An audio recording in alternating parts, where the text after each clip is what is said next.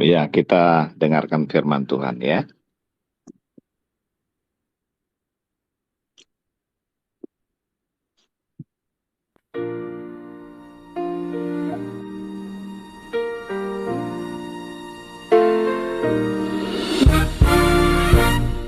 When I was hungry, I saw your hand. You broke your bread to make me stand.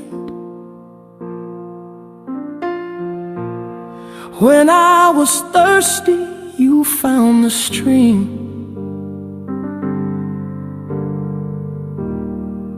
Filled my cup and quenched my dream.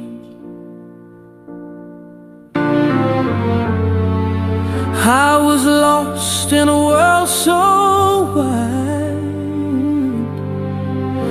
but you never left my side.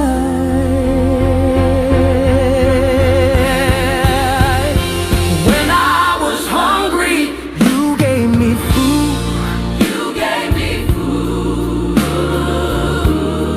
When I was thirsty, you gave me truth.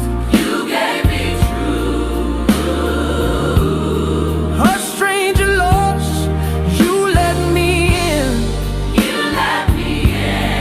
You gave me hope when life felt thin. When I was naked, the cold bit deep. You wrapped me warm so I could sleep. When I was sick, you held my face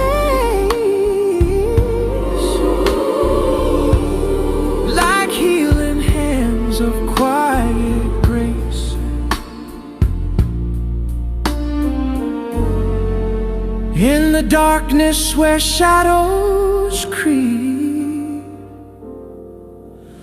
you lit a fire I could keep.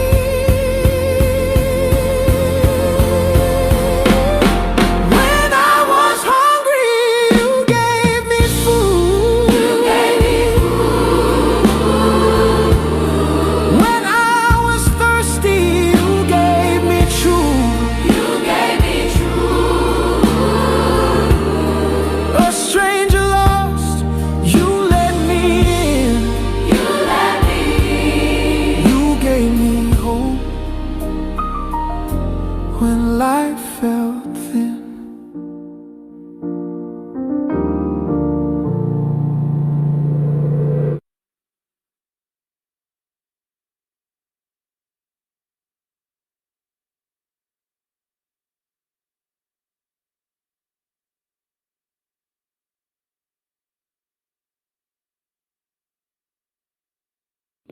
Shalom saudaraku, selamat pagi.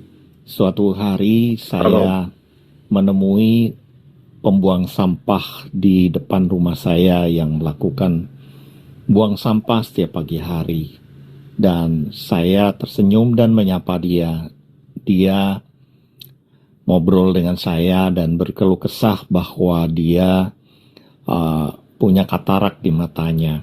Lalu ketika dalam obrolan itu saya bertanya keluarganya, kesehatannya dan lain sebagainya, dia terasa sangat senang dan bahagia, saudaraku, karena tidak ada orang yang mau perhatikan dia.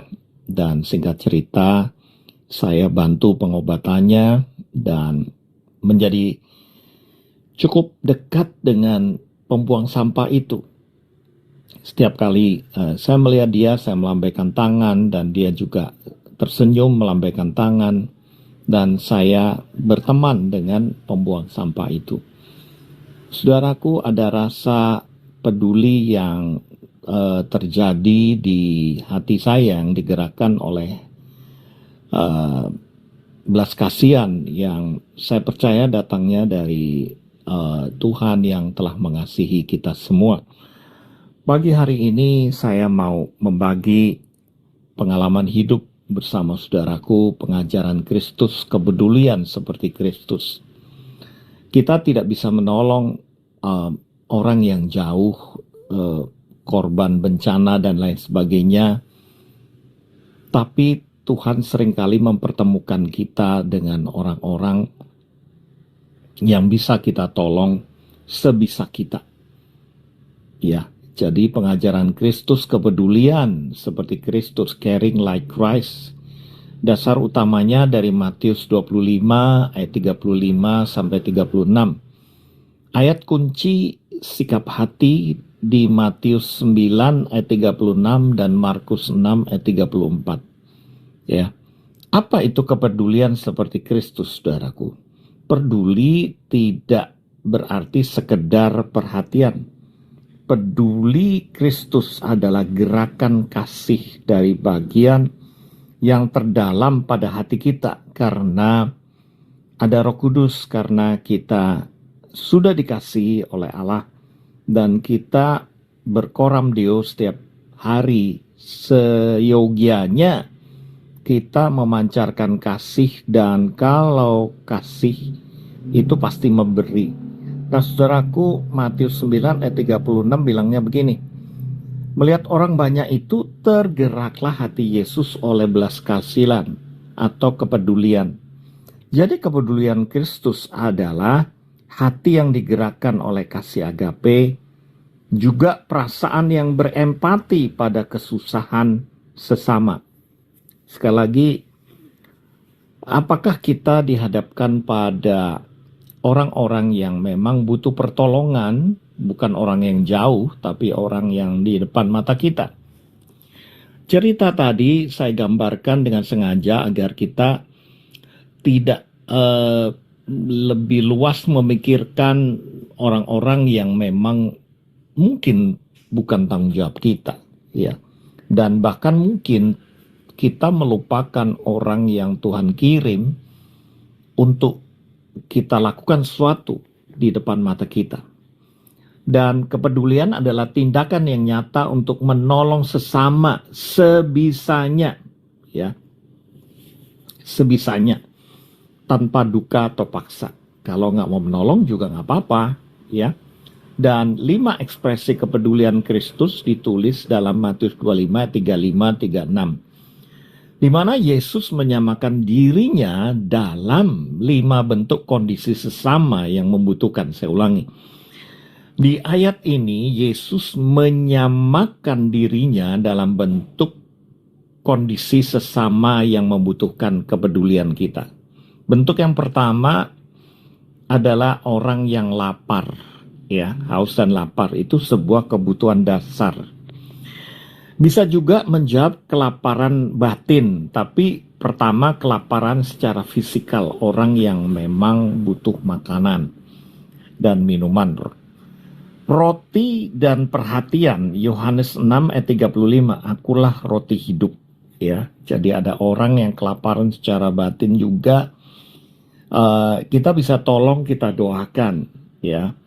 2, memberi pakaian atau martabat, menutupi ketelanjangan, memulihkan harga diri, bukan hanya menolong tapi menghargai sesama, ya, menghargai, memanusiakan sesama. Yang ketiga, melawat orang sakit dengan kehadiran atau perhatian kita, pendampingan kita. Tidak selalu menyembuhkan, saudaraku, tapi hadir, peduli, dan menopang itu membuat mereka merasa nyaman, ya. Mazmur 41 ayat 3 berkata, Tuhan membantu orang yang sakit di ranjangnya waktu sakit, di tempat tidurnya kau pulihkan sama sekali dari sakitnya.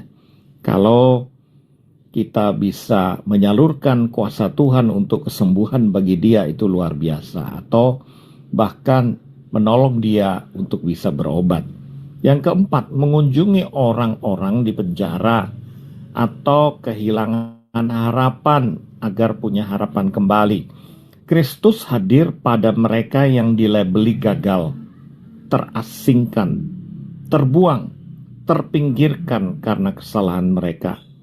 Mereka ditangkap, dipenjarakan, dan mereka tidak bisa bergaul bebas, saudaraku. Injil selalu memberi kesempatan kedua bagi mereka yang bersalah dan dihukum. Yang kelima, menerima orang asing dengan bijak. Mereka yang berbeda suku, ras, dan agama, terasing atau tidak dipedulikan, orang baru yang mungkin bingung dengan situasi, misalnya pengungsi, ya. Hati Kristus melampaui sekat-sekat suku, ras, agama, saudaraku. Empatinya menggerakkan tindakan nyata. Lalu mengapa setiap mujizat Kristus diawali dengan belas kasihan atau sikap hati yang peduli? Markus 6 ayat 34 berkata, ketika Yesus mendarat, ia melihat sejumlah besar orang banyak, maka tergeraklah hatinya. Dia peduli oleh belas kasihan kepada mereka, karena mereka seperti domba yang tidak mempunyai gembala. Saudaraku, nanti saya akan ceritakan bagaimana pergumulan saya ketika berusaha untuk seperti Kristus, tapi dimanfaatkan orang lain, ya. Artinya Yesus terlebih dahulu tergerak hatinya. Dia peduli baru bertindak. Jadi prinsip rohani belas kasihan atau kepedulian adalah pintu masuk kuasa Allah untuk bisa bekerja pada sesama kita. Saudaraku, tanpa belas kasihan atau kepedulian, mujizat menjadi sekedar pameran kuasa Tuhan dan bahkan mungkin tidak terjadi apa-apa. Pelayanan menjadi rutinitas liturgis tanpa arti yang dimengerti. Sebaliknya, kepedulian seperti Kristus akan menjadikan mujizat menjadi ungkapan kasih Bapa yang berdampak pertobatan. Masih ingat 10 orang kusta, hanya 1 yang kembali. Yesus juga pasti kecewa, tetapi itu tetap dilakukannya. Kuasa mengalir tanpa melukai hati Tuhan, mencuri kemuliaan yang sebenarnya bagi Tuhan saja. Saudaraku, musuh-musuh kepedulian seperti Kristus, yaitu hati yang lelah dan tumpul. Amsal 4:23, jagalah hatimu dengan kewaspadaan, selalu ada kasih agape. Karena pelayanan tanpa kepedulian dan pemulihan, hati akan tawar dan membeku, saudaraku. Yang kedua, prasangka dan penghakiman, Yohanes 8 ayat 7. Dan ketika mereka terus-menerus bertanya kepadanya, ia pun bangkit berdiri lalu berkata kepada mereka, barang siapa di antara kamu tidak berdosa, hendaklah ia yang pertama melemparkan batu kepada perempuan itu. Saudaraku, kepedulian akan tawar saat kita merasa lebih benar, saat kita merasa lebih suci, saat kita merasa lebih hebat, dan akhirnya ketika kita hendak menghakimi dengan emosi serta ambisi pribadi, itu terjadi begitu saja. Ya. Yang ketiga, saudaraku, kita menjadi takut disalahgunakan, dimanfaatkan. Itu yang tadi saya katakan. Kita takut ditipu, kita takut dimanfaatkan, yang akhirnya kita tawar hati dan tidak mau menolong lagi. Terjadi traumatis, ya. Saya kok dimanfaatkan seperti itu, ya. Yang keempat, aktivitas tanpa kasih agape, melayani Tuhan tanpa tuntunan kehendak Tuhan, itu tidak akan merasakan kasih Tuhan dan akan burn out atau hangus rohani. Nah, saudaraku, kita sekarang merenungkan bagaimana mengasihi tanpa hikmat Tuhan adalah sebuah kenaifan. Kasih tidak berarti kompromi dengan dosa.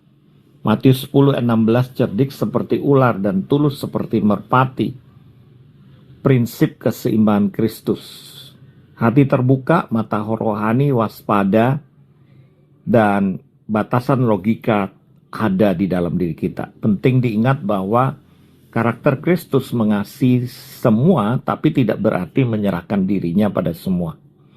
Yohanes 2:24, tetapi Yesus sendiri tidak mempercayakan dirinya kepada mereka, karena ia mengenal mereka semua.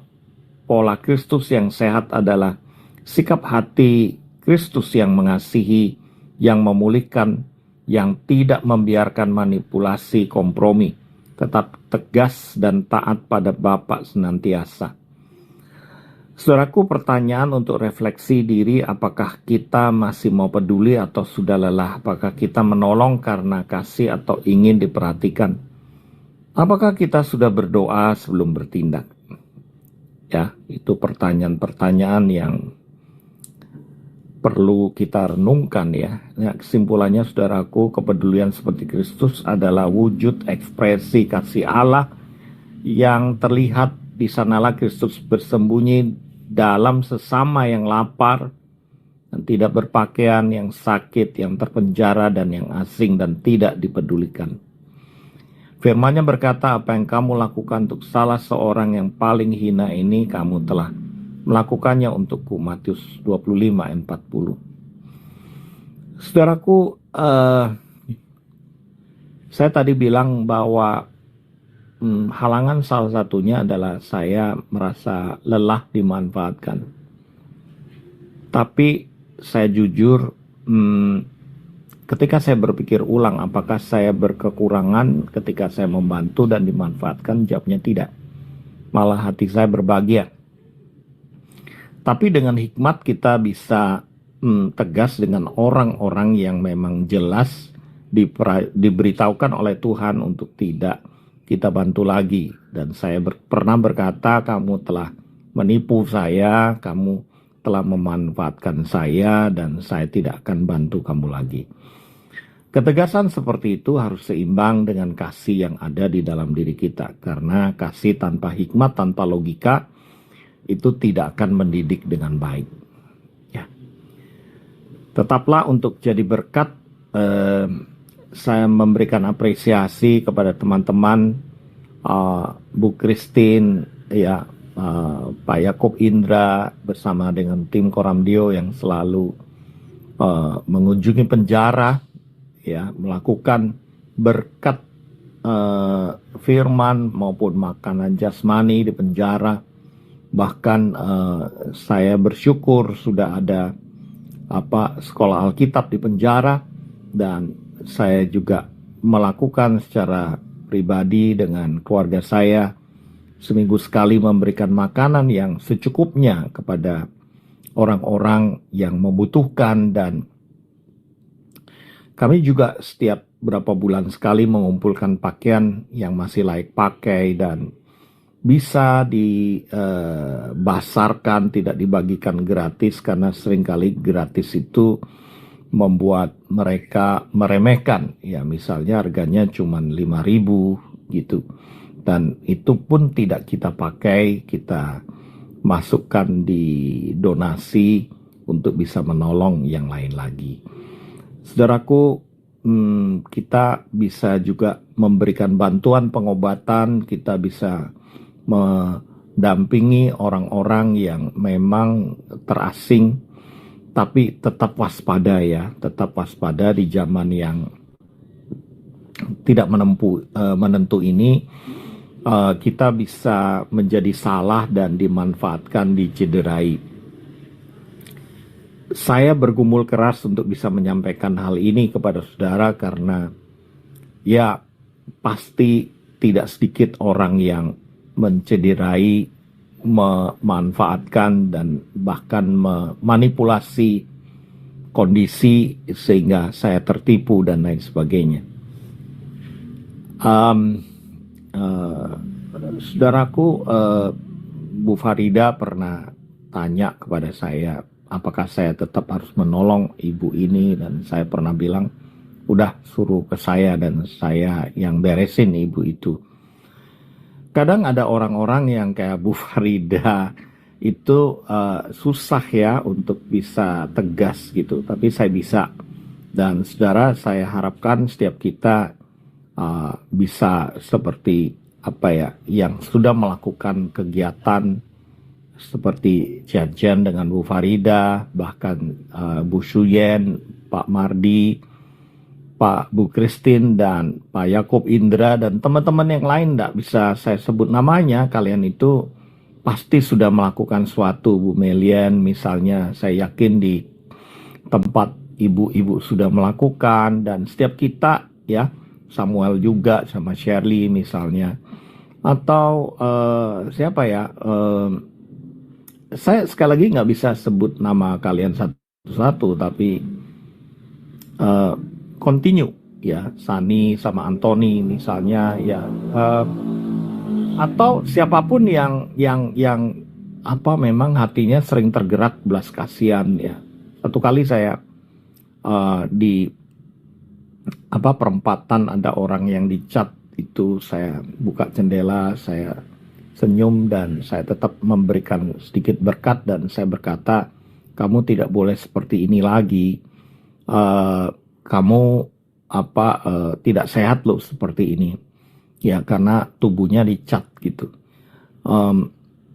Dia menangis, saudaraku. Dia bilang, saya tidak mau seperti ini, tapi saya harus makan, saya harus bekerja. Kalau kita menuntaskan dan berusaha membereskan kehidupan seseorang, itu memang bukan tanggung jawab kita. Karena ada sekelompok orang yang mengorganisir sebuah situasi yang tidak mudah, saudaraku. Tapi firman pagi hari ini saya coba sampaikan agar kita semua tidak menjadi padam kasih kita kepada sesama. Ya. Mari kita berdoa. Tuhan, pada pagi hari ini kami mau agar kasih-Mu tetap membara dalam hidup kami, dan kami jadi berkat buat sesama kami, karena Engkau selalu berkata bahwa orang yang paling hina itu adalah Engkau sendiri. Kami percaya Engkau mau kami peduli dengan orang-orang sesama kami. Tolonglah kami Tuhan, agar kami seimbang melakukan kasih dan ketegasan. Di dalam nama Yesus kami berdoa. Amin. Iya, terima.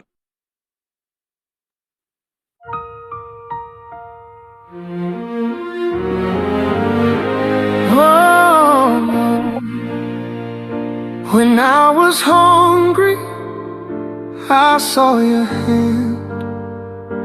You broke your bread to make me stand. When I was thirsty, you found the stream, filled my cup and quenched my dream.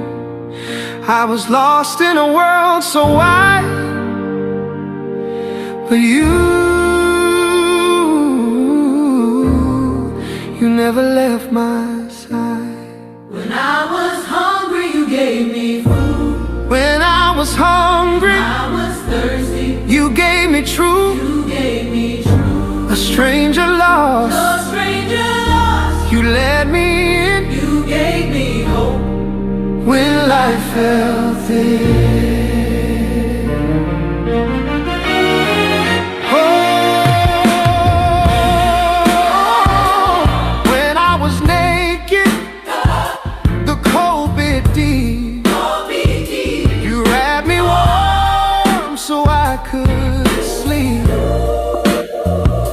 when I was sick, You held my faith, you held my faith like healing hands of quiet grace. In the darkness where shadows creep, you lit a fire. you lit a fire I could keep. When I was hungry, you gave me food. When I was hungry, When I was thirsty, you gave me truth. you gave me truth. A stranger lost, A stranger love, you led me in. you gave me hope. When life felt thin, oh yeah,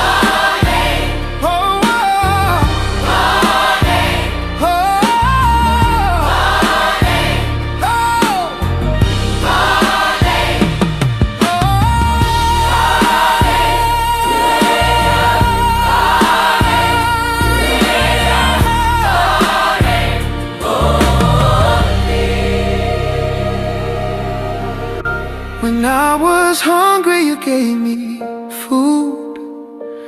When I was thirsty, you gave me truth. A stranger lost, you let me in. You gave me hope when life felt thin.